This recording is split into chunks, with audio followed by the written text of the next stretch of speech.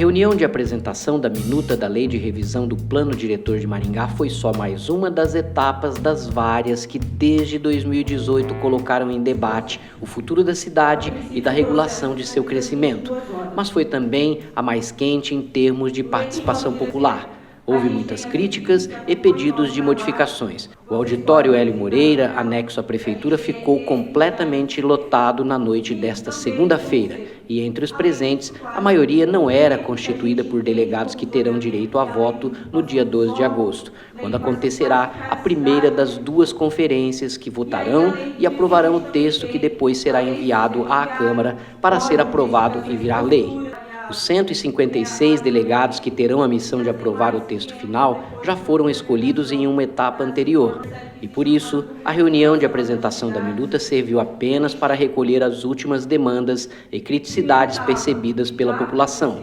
Houve muita gente reclamando do dia e do horário da realização da reunião, e também do quanto o desenrolar das discussões durante a pandemia havia prejudicado a participação popular. Depois da apresentação inicial da minuta por parte do Instituto de Pesquisa e Planejamento Urbano de Maringá, o IPLAN, o microfone foi aberto para as apresentações de demandas, observações e críticas ao texto. Entre as principais demandas estão a da necessidade de destinar 100% do fundo que será criado com a outorga onerosa para o investimento em habitação popular, a da ocupação dos vazios urbanos e ainda a possibilidade e a necessidade de verticalização das zonas da cidade, onde a lei atual, 632 de 2006, não consente que haja construções com mais de 5 andares. Nós tivemos a construção dessa proposta de minuta desde 2018, então a participação popular foi desde 2018. Se você vê, no começo nós apresentamos a quantidade de audiências públicas que nós fizemos com a população para fundamentar essa proposição de minuta de lei.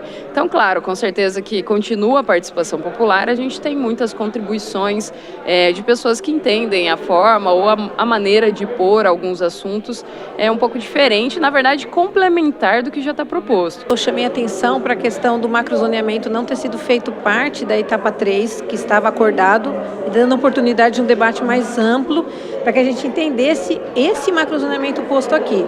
Outra coisa foi a questão do lote mínimo, que é muito grande perante o Brasil, 400 metros quadrados, não dá conta de tentar baratear essa terra. E aí eu associei a instrumentos como a outorga onerosa, que daria para arrecadar 100% para habitação, e aí oportunizar que, de fato, a gente atendesse essa baixa renda. Inclusive, hoje no projeto, e tem a discussão aí, que é da questão da outorga onerosa, esses valores têm que ser exclusivos para um fundo para ver a questão das moradias de baixa renda. Fundo Municipal de Habitação. Isso é algo que já está proposto no plano. Porém, sempre foi entendido que os 100% dos instrumentos deveria ir para um fundo como instrumento e teria também as contrapartidas para a questão da habitação. Então, hoje aqui se colocou que a outorga, especificamente o instrumento da outorga, teria que ir 100% para esse fundo. É uma mudança possível. Sim, com certeza, e já é prevista. Na verdade, nós não especificamos a porcentagem desse instrumento. Como eu falei, existem outros instrumentos que também terão que ir nesse fundo de planejamento, enfim. Então, são, claro, possibilidades de complementação do que hoje a minuta já traz. O que a gente vê com preocupação é que quando eles falam em crescimento da cidade, em cidade inteligente, em cidade sustentável, perde um pouco a preocupação com a cidade humana, não é? Ouvimos vários depoimentos dizendo que as pessoas estão sendo obrigadas a morar longe do local de trabalho, perdendo muito tempo de suas vidas no transporte, que é um transporte da cidade, é um transporte deficitário, muito moroso, e as pessoas não sequer têm atendimento médico de qualidade, população de mais baixa renda.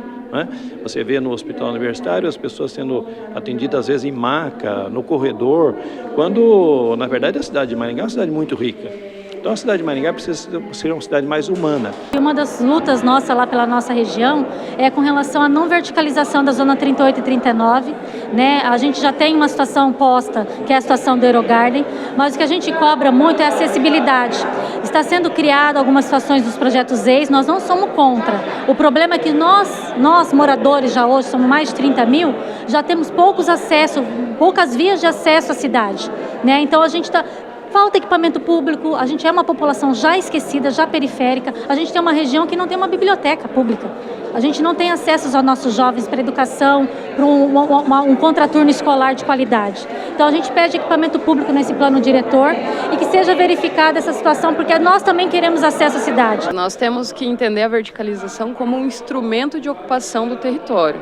Nós temos que ver que o plano de mobilidade ele já trouxe a questão das avenidas principais que têm infraestrutura ou regiões do município que têm equipamentos que permitem que essa população consiga adensar um território através da verticalização, então trazer mais pessoas para morar em um terreno que está específico lá, que tem a qualidade de infraestrutura, tem os equipamentos, entendendo que nós temos outros instrumentos de planejamento e desenvolvimento urbano que consiga suprir essa questão de lotes e valorização desses lotes. Então, o que nós ouvimos aqui é essa preocupação de temos lotes caros, vamos ter verticalizações e apartamentos caros onde essa população vai morar. Mas daí a gente traz o instrumento da habitação de interesse social, que hoje é o PROSEIS, que está sendo muito bem implementada nos principais vazios, né, da cidade, e ela traz o que é mais pertinente, que é a faixa da população de até 3 salários mínimos e até 6 salários mínimos. Então a gente verticaliza esses vazios, traz a possibilidade de ocupar essas infraestruturas e daí usar a cidade de uma forma consciente. Então a verticalização não é um bicho de 7 cabeças, mas a gente precisa entender o território, ver que é uma revisão do plano, nós apenas estamos revendo o que já foi proposto na 632, que é a lei hoje vigente, e entender que o território é possível de ocupar e a gente traz essa centralidade de bairro, essa diversidade, especificando principalmente nas avenidas. Principalmente Iguatemi, ela tem 43,36% de vazio urbano lá em Iguatemi. E a gente é prejudicado, lá no Santa Rosa, onde eu moro, nós estamos sendo prejudicados lá por um vazio urbano que está acima do Santa Rosa, que o Santa Rosa foi criado depois de um vazio urbano e a gente não tem acesso ao distrito com asfalto, não tem iluminação, não tem nada. Então, a gente está sendo prejudicado por essa questão de falta de infraestrutura, loteamentos irregulares, criados sem o que é devido, né, na lei atual, e também a questão do vazio urbano que nos atrapalha a ter o acesso ao distrito e a BR-376 de acesso a Maringá. Para vocês, a minuta que foi apresentada aqui precisa ainda de retoques?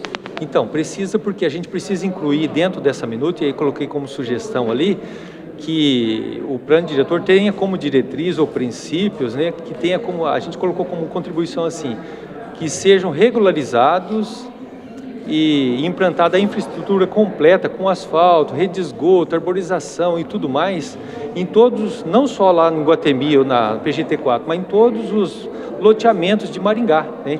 Todos os loteamentos de Maringá, e que o município assuma a sua responsabilidade e também o loteador assuma a sua responsabilidade de ter criado um loteamento irregular ou sem a devida infraestrutura, para que todos possam usufruir do bem público, né? A questão dos bairros que já existem, e são vários bairros aqui em Maringá, em Iguatemi, até eu citei um caso lá do bairro Santa Rosa, que é um bairro que tem mais de 20 anos e não tem infraestrutura, ele não tem asfalto, ele não tem esgoto, não tem águas fluviais, e o pessoal está lá. E paga um IPTU há 20 anos. Então nós temos que priorizar, regularizar esses bairros que já existem sem a estrutura mínima. Nós temos que ver a questão dos vazios urbanos e aí sim você estender a área para construção. Então são pontos que a gente tem que prestar muita atenção, porque senão você é aquela história. Daqui a pouco, como eu mesmo citei, há, sei lá, 15 anos, quando foi discutida a questão do condomínio rural, o argumento era que fosse criado a possibilidade para baratear o custo para que as pessoas de baixa renda possam morar.